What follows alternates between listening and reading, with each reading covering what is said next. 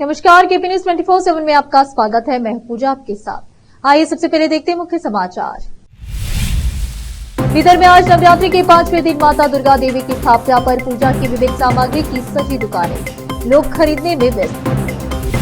महाराष्ट्र चुनाव से पहले भाजपा को झटका, हर्षवर्धन पाटिल ने थामा शरद पवार वाली राकंपा का हाथ।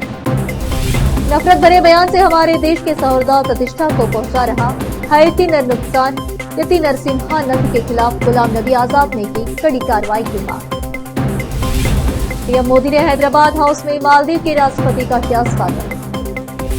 पीएम मोदी ने सार्वजनिक जीवन में पूरे किए 23 साल, अमित शाह समेत तमाम बीजेपी नेताओं ने की तारीफ।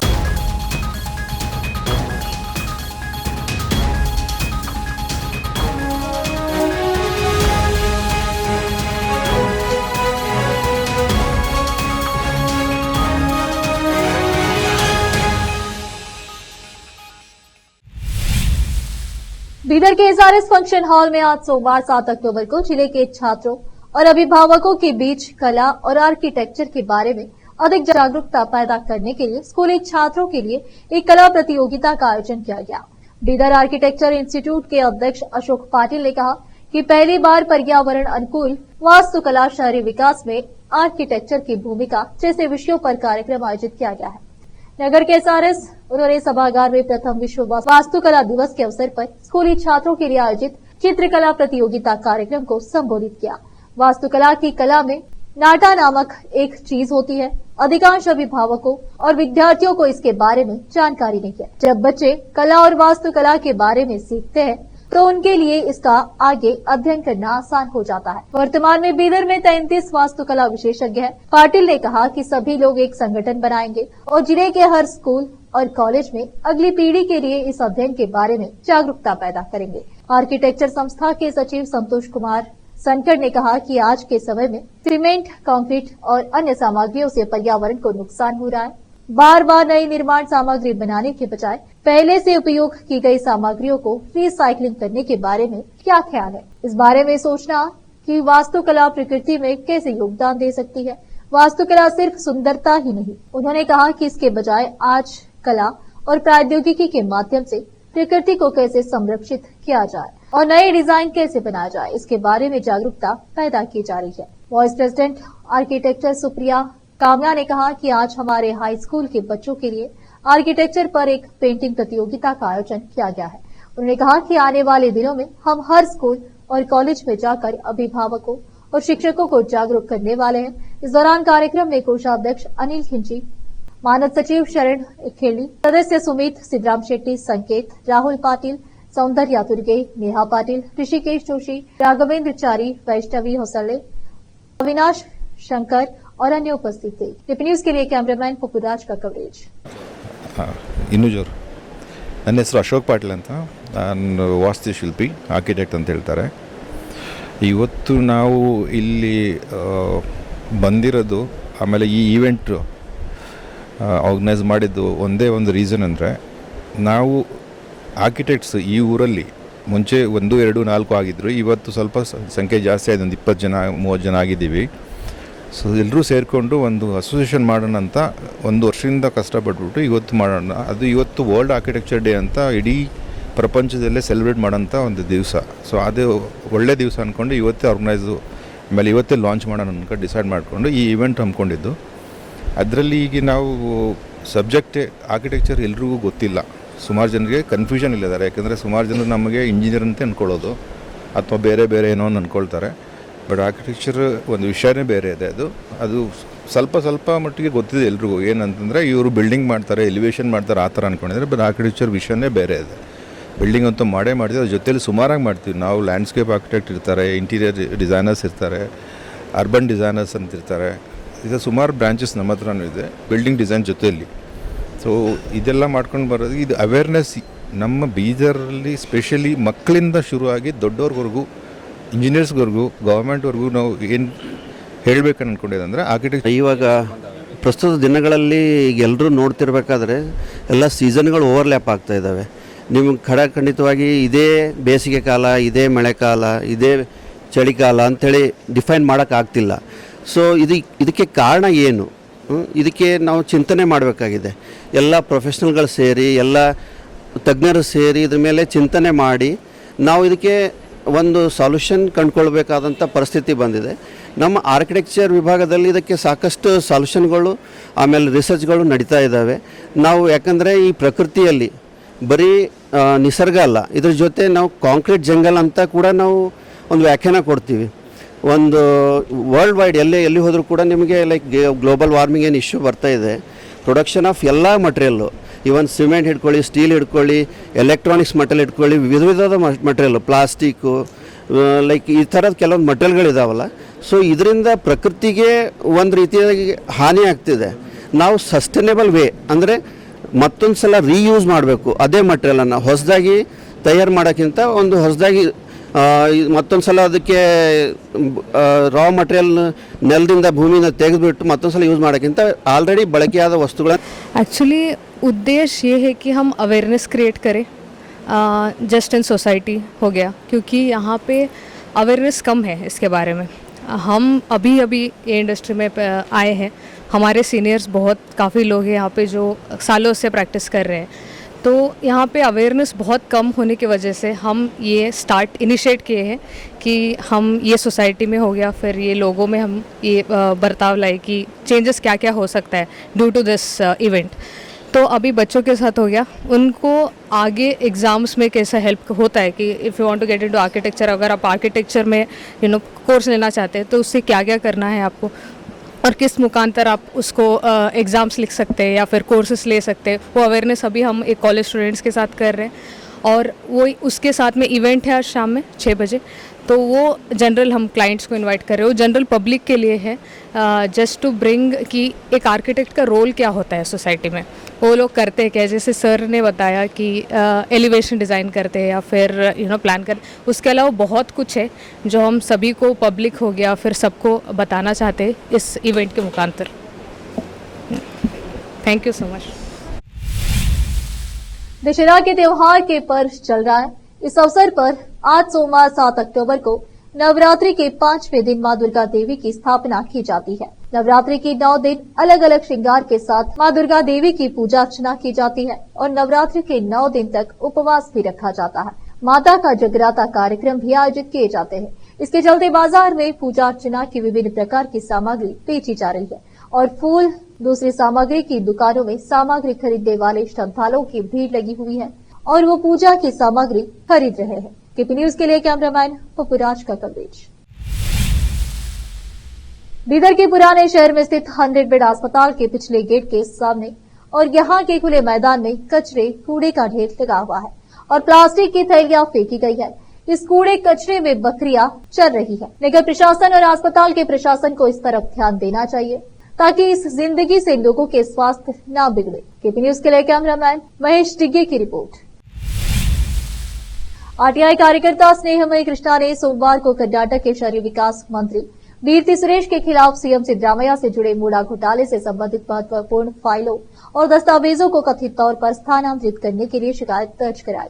अधिकारियों ने कहा कि पुलिस महानिदेशक आलोक मोहन को सौंपी गई अपनी शिकायत में उन्होंने मैसूर में लोकायुक्त के पूर्व पुलिस अधीक्षक सुजीत पर इस साल जुलाई में फाइलों को स्थानांतरित करने में मंत्री के साथ मिलीभगत करने का भी आरोप लगाया. मामले की जांच की मांग को लेकर रविवार को एक शिकायत प्रति डीजीपी को भी मेल की गई. शिकायत में उन्होंने आरोप लगाया कि तत्कालीन मैसूर लोकायुक्त एसपी सुजीत ने मूडा घोटाला सामने आने पर मंत्री को कथित तौर पर सचेत किया था, जिसके बाद शहरी विकास मंत्री हेलीकॉप्टर के माध्यम से मैसूर गए और महत्वपूर्ण फाइलें और दस्तावेज ले गए. महाराष्ट्र के पूर्व मंत्री हर्षवर्धन पाटिल ने सोमवार को राष्ट्रवादी कांग्रेस पार्टी शरद चंद्र पवार एनसीपी एसपी का दामन थाम लिया. उन्होंने कुछ दिन पहले ही भारतीय जनता पार्टी छोड़ी थी. हर्षवर्धन को पार्टी प्रमुख शरद पवार की मौजूदगी में एनसीपी एसपी में शामिल कराया गया. इस दौरान हर्षवर्धन ने कहा कि उनके समर्थक चाहते हैं कि वह महाराष्ट्र के आगामी विधानसभा चुनाव में इंदापुर सीट पुणे जिले में से लड़े, जहां से वह पहले प्रतिनिधित्व कर चुके हैं. इंदापुर बारामती लोकसभा निर्वाचन क्षेत्र के अंतर्गत आता है और लोकतंत्र में राजनीतिक दल से अधिक लोग महत्वपूर्ण है. पाटिल वर्तमान में राष्ट्रीय सहकारी चीनी मिल संघ के अध्यक्ष हैं. इससे पहले महाराष्ट्र भाजपा नेता हर्षवर्धन पाटिल ने शुक्रवार को घोषणा की थी कि वह अपने समर्थकों के साथ एनसीपी एसपी में शामिल होंगे. इससे एक दिन पहले उन्होंने मुंबई में पार्टी प्रमुख शरद पवार से मुलाकात की थी।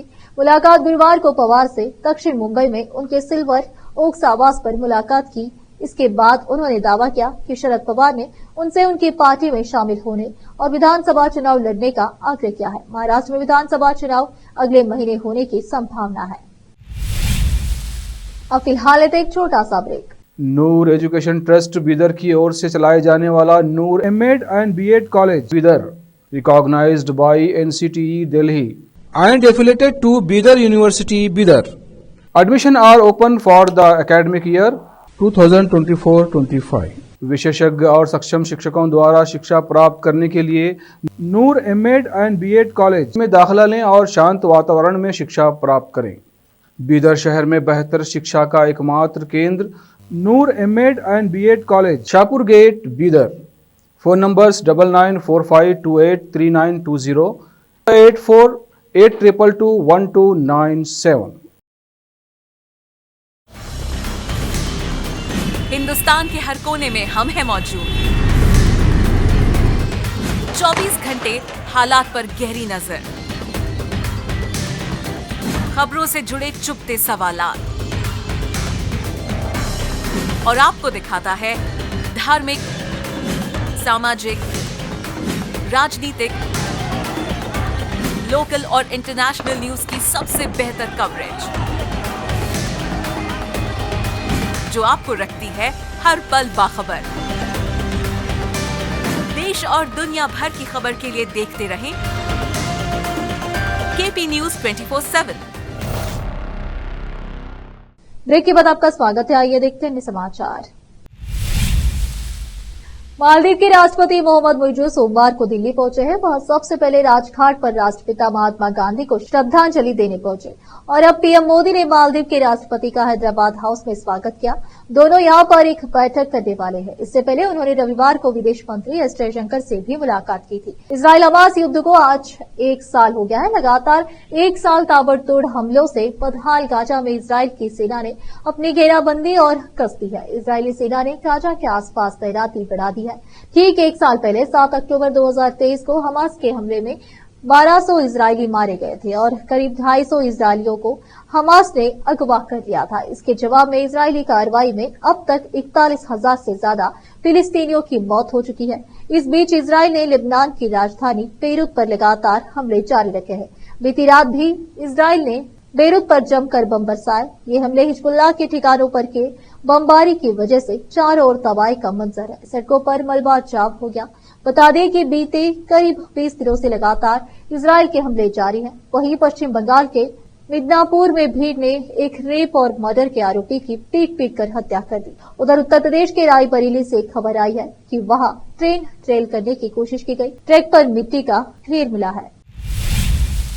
गाजियाबाद के महंत यति नरसिम्हानंद के बयान पर जगह जगह प्रदर्शन हो रहे हैं। इस बीच जम्मू कश्मीर के पूर्व सीएम गुलाम नबी आजाद की प्रतिक्रिया आई है और उन्होंने नरसिम्हानंद पर कार्रवाई की मांग की है। गुलाम नबी आजाद ने कहा कि हेट स्पीच हमारे देश के सौहार्द और प्रतिष्ठा को नुकसान पहुंचा रहा है। गुलाम नबी आजाद ने एक्स पर लिखा, यति नरसिम्हानंद द्वारा पैगंबर मोहम्मद के खिलाफ दिए गए आपत्तिजनक बयान की कड़ी निंदा करता हूं। तत्काल कड़ी कार्रवाई की जानी चाहिए। इस तरह के हेट स्पीच हमारे देश के सौहार्द और प्रतिष्ठा को नुकसान पहुंचा रहे हैं। किसी भी व्यक्ति को किसी धर्म या मत को अपमानित करने का अधिकार नहीं दिया जाना चाहिए। उत्तर प्रदेश जनपद गोरखपुर के Rangreza restaurant and banquet hall के तत्वावधान से शारदीय नवरात्रि के अवसर पर आज माता की चौकी का भव्य आयोजन किया गया। इस अवसर पर बस्ती की भजन मंडली ने सबका मन मोह लिया। इसमें जनता फ्रिज के द्वारा दलित बस्ती के 9 कन्याओं को भोजन कराया गया एवं अन्य सामान वितरण किए गए। इस अवसर पर तीवरिया के सांसद विजय दुबे, गोरखपुर में डॉक्टर मंगलेश श्रीवास्तव एवं अन्य शहर के गणमान्य लोग मौजूद रहे। चौकी में भजन और गरबा ने लोगों को मंत्रमुग्ध कर दिया। रंगरेजा की डायरेक्टर सुप्रिया द्विवेदी ने चौकी में आए सभी लोगों का धन्यवाद किया और सबको नवरात्रि की हार्दिक शुभकामनाएं दी। गोरखपुर से केपी न्यूज के संवाददाता विकास कुमार भारद्वाज की रिपोर्ट। मुरादाबाद से सपा सांसद रुचि वीरा ने डासना मंदिर के महंत यति नरसिम्हानंद के द्वारा हजरत मोहम्मद पैगंबर को लेकर दिए गए आपत्तिजनक बयान को लेकर एक ज्ञापन जिलाधिकारी अनुज कुमार सिंह के माध्यम से महामहिम राष्ट्रपति को भेजा। मीडिया से बात करते हुए सपा सांसद ने कहा कि जो लोग नफरत फैलाने का काम कर रहे हैं उनके खिलाफ सरकार सख्त कार्रवाई करे। वहीं सपा सांसद ने महंत यति नरसिम्हानंद के खिलाफ कड़ी कार्रवाई करने की मांग की है। और मैं ये पूछना चाहती हूँ कि जीरो टॉलरेंस की बात करने वाली सरकार का बुलडोजर अब कहाँ है? महंत के खिलाफ सख्त कार्रवाई अमल में लाई जाए ताकि वो एक नजीर बने। और यूपी सहित अन्य जगहों पर हो रही पथराव की घटनाओं पर बोली, मेरा सभी लोगों से अनुरोध है और गुजारिश भी है कि कोई भी कानून को हाथ में न ले, सब संयम बरते हैं, सब मिलकर इस लड़ाई को लड़ने का काम करेंगे। मुरादाबाद से केपी न्यूज के लिए संवाददाता आलम वारसी की रिपोर्ट। उनके खिलाफ सबसे सख्त कानूनी कार्रवाई राज्य सरकार और केंद्र सरकार को करनी चाहिए। अगर इसमें कार्रवाई नहीं होगी तो और लोगों को भी ऐसी बातें कहने का, जहर फैलाने का बल मिलेगा और इस तरह की जो चीज़ है वो हमारे देश के लिए किसी तरह से भी मुनासिब नहीं है। देखिए, जो दासना मंदिर के महंत यति नरसिंहानंद ने जो ये पैगंबर साहब की शान में जो ये मतलब जिस तरह की बात कही है उसकी हम सब लोग निंदा करते हैं और हमने डीएम साहब के ज़रिए से राष्ट्रपति को अपना ज्ञापन दिया है। हम हमारे बीच में शहर इमाम साहब हैं और सभी जिम्मेदार लोग हमारे बीच में हैं, तो हमने ये मांग रखी है कि ऐसे व्यक्ति के लिए जो समाज में नफरत फैलाने का काम, अराजकता फैलाने का काम, दिलों में दूरियां बढ़ाने का काम कर रहे हैं, उसकी उनके खिलाफ सख्त से सख्त कानूनन कार्रवाई राज्य सरकार और केंद्र सरकार को करनी चाहिए। अगर इस पे कार्रवाई नहीं होगी तो और लोगों को भी ऐसी बातें कहने का, जहर फैलाने का बल मिलेगा और इस तरह की जो चीज़ है वो हमारे देश के लिए किसी तरह से भी मुनासिब नहीं है। तो ये मांग हमने राष्ट्रपति से अपनी एक मांग हम सब लोगों ने डीएम साहब के ज़रिए दी है। उनके ऊपर एक मेरी ये मांग है कि उनके ऊपर ठोस कार्रवाई होनी चाहिए, सख्त से सख्त कार्रवाई होनी चाहिए, राजद्रोह का मुकदमा लिखा जाना चाहिए। और मैं ये भी कहना चाहती हूँ कि जीरो टॉलरेंस की सरकार चल रही है और अब मैं पूछना चाहती हूँ बुलडोजर कहाँ है? अब फिलहाल एक और छोटा सा ब्रेक। हिंदुस्तान के हर कोने में हम हैं मौजूद। 24 घंटे हालात पर गहरी नजर, खबरों से जुड़े चुपते सवालात और आपको दिखाता है धार्मिक, सामाजिक, राजनीतिक, लोकल और इंटरनेशनल न्यूज की सबसे बेहतर कवरेज जो आपको रखती है हर पल बाखबर। देश और दुनिया भर की खबर के लिए देखते रहें केपी न्यूज 24/7। ब्रेक के बाद आपका स्वागत है। आइए देखते हैं समाचार। टाटा सन्स के पूर्व चेयरमैन रतन नवल टाटा की सेहत को लेकर आई खबर ने लोगों को चिंता में डाल दिया। पता चला कि वह सोमवार को मेडिकल चेकअप के लिए ब्रीच कैंडी अस्पताल गए थे, जहां उन्हें भर्ती कराना पड़ा। खबर तो यह तक आ गई कि 86 साल के रतन टाटा को बिगड़ती सेहत के चलते आईसीयू में भर्ती कराना पड़ा है। हालांकि रतन टाटा ने इसका खंडन किया है। उन्होंने अपनी सेहत को लेकर जारी चिंता के बीच बयान जारी कर बताया कि वह उम्र से जुड़ी परेशानियों के चलते जांच कराने के लिए अस्पताल गए और इसमें चिंता करने जैसी कोई बात नहीं मिली है। रतन टाटा ने सोशल मीडिया पोस्ट में कहा कि मैं अपनी सेहत को लेकर उड़ी अफवाहों को जानता हूँ। मैं सभी को आश्वस्त करना चाहता हूँ कि ये बातें बिल्कुल गलत है। उम्र और उससे जुड़ी कुछ दिक्कतों की वजह से मेरा मेडिकल चेकअप चल रहा है। उन्होंने कहा कि चिंता करने की कोई बात नहीं है, मैं पूरी तरह से ठीक हूँ। मेरी जनता और मीडिया से गुजारिश है कि वे अफवाहों पर ध्यान न दें और इसे फैलाने से बचें। प्रधानमंत्री नरेंद्र मोदी ने 7 अक्टूबर 2001 को गुजरात के 14वें मुख्यमंत्री के रूप में शपथ ली और इसी के साथ उनके सार्वजनिक जीवन का एक नया अध्याय शुरू हुआ। इस मौके पर भाजपा के तमाम नेताओं की तरफ से उन्हें बधाई और उनके जनसेवा की सराहना की जा रही है। वहीं आज से भाजपा शासित राज्यों में कई कार्यक्रम आयोजित किए जा रहे हैं। केंद्रीय गृह मंत्री अमित शाह ने सोशल मीडिया एक्स पर एक पोस्ट में लिखा, आज प्रधानमंत्री नरेंद्र मोदी के सार्वजनिक जीवन में मुख्यमंत्री व प्रधानमंत्री के रूप में 23 वर्ष पूरे हुए हैं। एक व्यक्ति अपना पूरा जीवन राष्ट्रहित और जनसेवा को कैसे समर्पित कर सकता है। यहाँ 23 वर्ष की साधना उस अद्वितीय समर्पण की प्रतीक है। यह 23 वर्षीय यात्रा सामाजिक जीवन जीने वालों के लिए जीवंत प्रेरणा है। मेरे लिए सौभाग्य की बात है कि मैं उनकी इस यात्रा का साक्षी रहा हूँ। आखिर में फिर एक बार नजर डालते हैं मुख्य समाचारों पर। बीदर में आज नवरात्रि के 5वें दिन माता दुर्गा देवी की स्थापना पर पूजा की विविध सामग्री की सजी दुकानें, लोग खरीदने में व्यस्त। महाराष्ट्र चुनाव से पहले भाजपा को झटका, हर्षवर्धन पाटिल ने थामा शरद पवार वाली राकंपा का हाथ। नफरत भरे बयान से हमारे देश के सौहार्द और प्रतिष्ठा को पहुंचा रहा हैती नर नुकसान, यति नरसिम्हानंद के खिलाफ गुलाम नबी आजाद ने की कड़ी कार्रवाई की मांग। पीएम मोदी ने हैदराबाद हाउस में मालदीव के राष्ट्रपति का किया स्वागत। पीएम मोदी ने सार्वजनिक जीवन में पूरे किए 23 साल, अमित शाह समेत तमाम बीजेपी नेताओं ने की तारीफ।